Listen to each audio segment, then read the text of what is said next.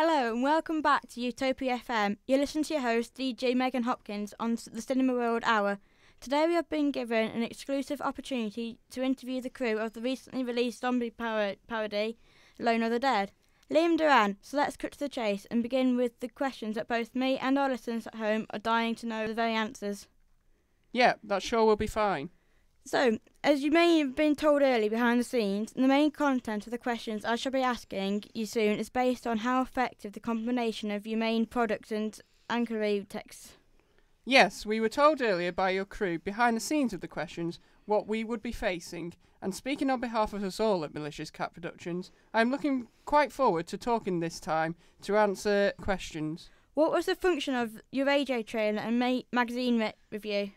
Well, the main purpose of our radio trailer was to entice, excite, inform and promote our main product to the potential target audience, being 14 to 20-year-old male teenagers, whereas the magazine review was designed to attract the attention of readers that our film is available to watch on the box office and discussing an outsider's view of the film rather than the production company promoting the film like the radio trailer.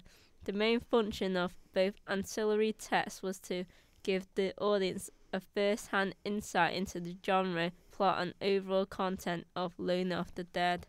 Ah, right. So if you don't mind me asking, how did your projects achieve this function? Well, we made these two products achieve their main function by using conventions and methods to communicate and promote Alone of the Dead's potential to raise successful box office figures at the cinema. In our radio trailer, we followed many conventions we expect from this very product, being a dark score underlying the mysterious atmosphere of the product. Additionally, used conventions like dialogue excerpts, male narrator, and pinnacle information that the audience needed to be aware of. We decided to challenge the conventions of a radio trailer by using a different style voiceover who didn't speak in the strong, this time it's personal style we are all too familiar with. Instead, we wanted to use a unique, creepy voice inspired by quintessential master of horror Vincent Price to pay homage to the classic camp horror films that influenced our filmmaking.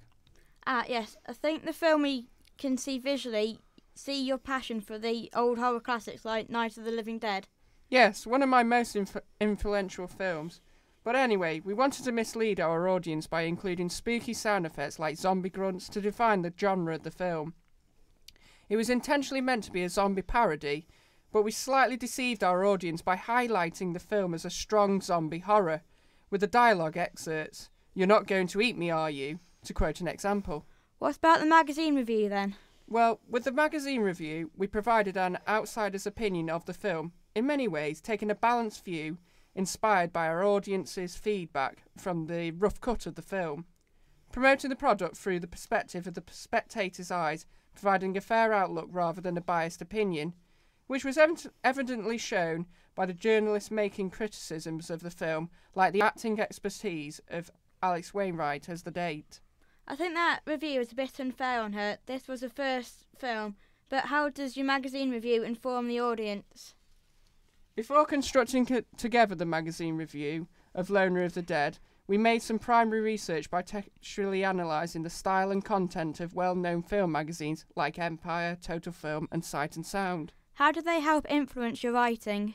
We were influenced mainly by the layout and visual content of Empire, which we attempted to incorporate in our review by including still shots of the film and captions.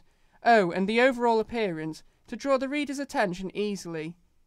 This is why we selected the two particular shots for the magazine, as they both held the potential for comical captions, as we discovered that most film magazines try to make puns on images from movies. This was all in the hope of the outsider's opinion attracting the attention of the reader that Loner of the Dead is available to view.